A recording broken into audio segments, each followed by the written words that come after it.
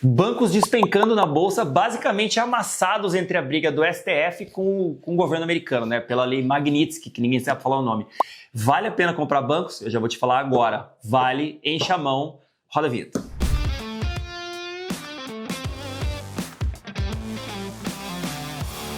Vamos lá, o que está acontecendo? Basicamente, os Estados Unidos têm uma lei que chama Lei Magnitsky, que foi criada para punir os oligarcas russos que não seguiam os direitos humanos. Então, alguém que era o Magnitsky, né, era um cara que era contra o regime Putin. Esse cara foi preso na Sibéria, ele acabou morrendo na prisão por maus tratos e tal. Aí depende de onde você lê, né? Mas essa é a história que vem daquele livro que chama... É muito bom esse livro, leia, que é bem interessante. Chama Alerta Vermelho, que é do investidor que foi para a Rússia comprar as empresas estatais russas lá atrás, né? Quando eles privatizaram as empresas. É bem interessante, então leia. Então eles criaram essa lei Magnitsky basicamente para punir os oligarcas russos. Trazendo para o dia de hoje, os Estados Unidos estão usando essa lei Magnitsky para punir o STF, mas isso não tem nada a ver com a gente. O que tem a ver com a gente? Essa lei Magnitsky pega, basicamente, os bancos que fazem negócios com as pessoas impactadas pela lei não podem operar em dólar, ou não podem usar o dólar nos seus negócios.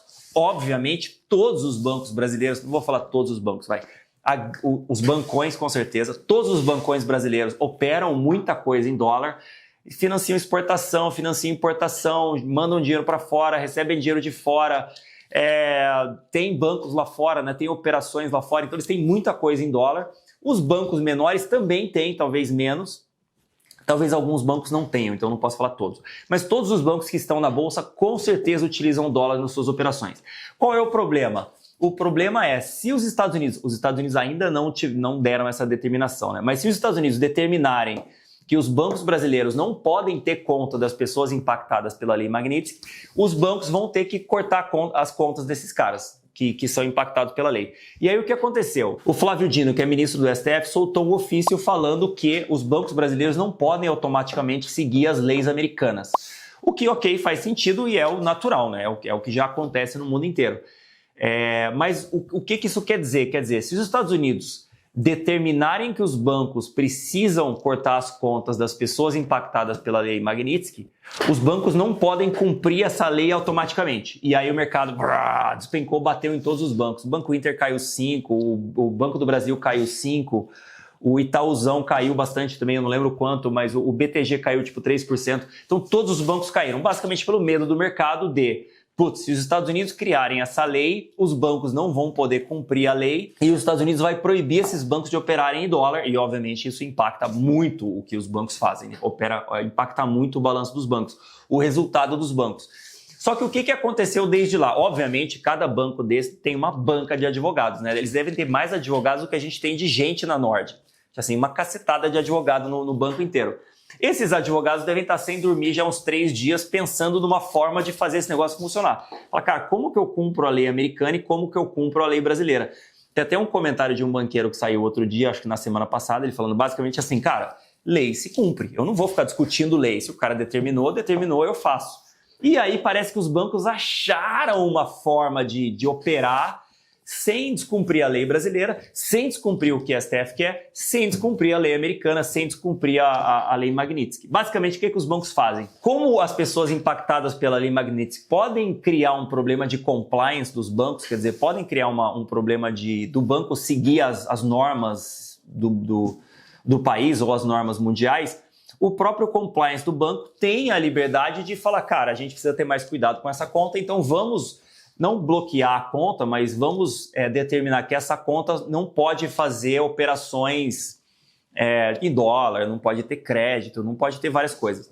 E fazer isso antecipadamente, né? Não esperar que os Estados Unidos ordene que os bancos façam isso, mas fazer isso antes. Então, fazendo isso antes, ele cumpre as duas leis. Ele não está cumprindo o que os Estados Unidos está fazendo diretamente, porque ele fez antes, e ele também está cumprindo a lei brasileira, porque basicamente a lei brasileira fala o compliance do banco tem liberdade para fazer uma análise dos clientes e prestar o serviço ou não prestar o serviço. E então funcionou.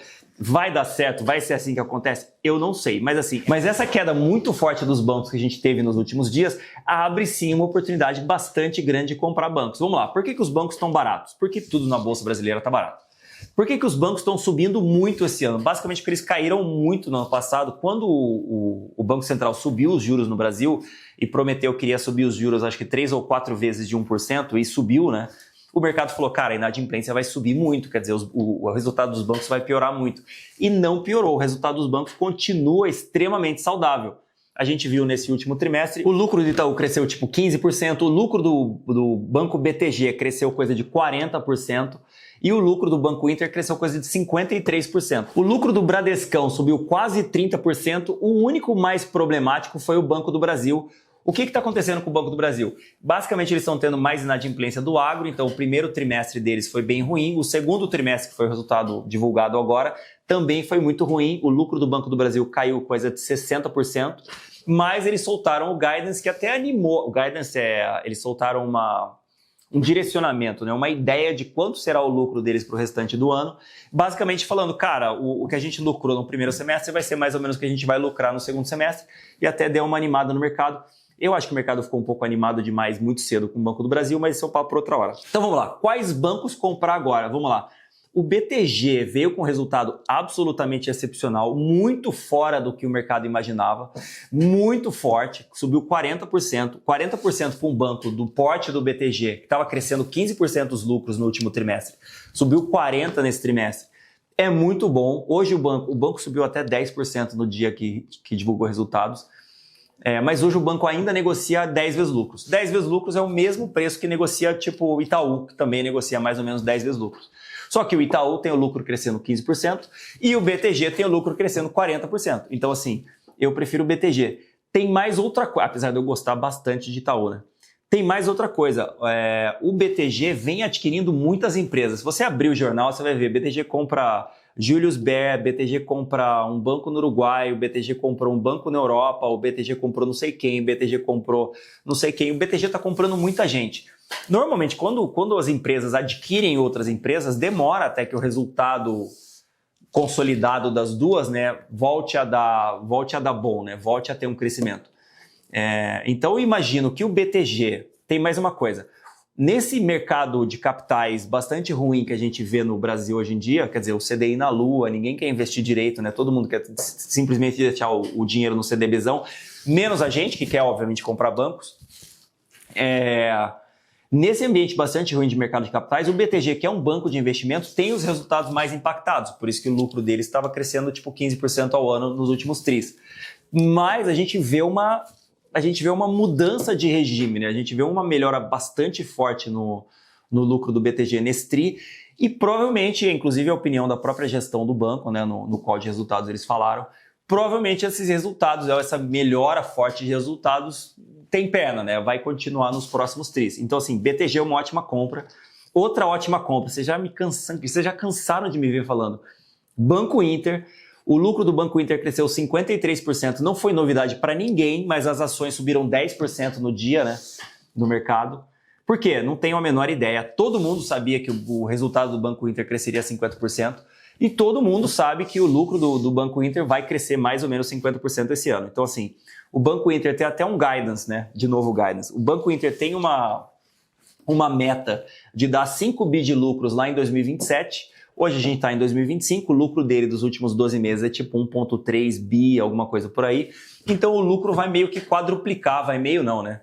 A expectativa é que o lucro quadruplique até lá. Você pode nem acreditar nessa expectativa do banco, você fala, cara, não, isso aí é muito crescimento, não faz sentido. Ok, eles não precisam entregar tudo isso. Se eles crescerem 50% ao ano já está bom demais e eles vão chegar mais perto da meta, mas não vão bater a meta. Então assim, todo mundo sabia, banco maravilhoso, com um crescimento muito forte. A grande vantagem competitiva do Banco Inter ele é basicamente um Itaú, só que ele não tem agências. Então o custo dele é muito mais baixo. Ele demorou bastante tempo para montar a plataforma, né? Basicamente o app. E agora que o app está funcionando, ele consegue fazer a receita crescer mais que o custo, e aí a rentabilidade do banco vai crescendo, o lucro do banco vai crescendo. Então maravilhoso. Itaúzão, eu também adoro Itaú. Itaú para mim é o CDI da Bolsa. Até me arrependo de ter saído de Itaú lá atrás. Tive Itaú por muito tempo. O banco é um colosso, tem um ROI super alto. Ele paga mais ou menos uns... Se você pegar Itaú 3, né? Então não compre Itaú 4, tem mais liquidez, mas é mais caro um pouquinho. Compre Itaú 3, que paga mais dividendos, porque como a ação é mais barata, o dividend yield é mais alto. Itaú 3 é melhor. Você paga mais barato e ganha mais dividendos. O dividend yield do Itaú hoje está mais ou menos uns 7% ao ano, mas o banco ainda tem um crescimento de resultado de mais ou menos uns 15% ao ano. Foi o único bancão que não teve problema de crédito até agora. Pode ser que tenha? Pode, mas se você pegar o lucro dos bancos ao longo do tempo, o Bradescão teve problema de crédito lá em 2022, o lucro dele caiu e agora está recuperando. O Banco do Brasil está tendo problema de crédito agora, né, como todo mundo sabe. O Santander teve um probleminha de crédito também, se não me engano, em 2023.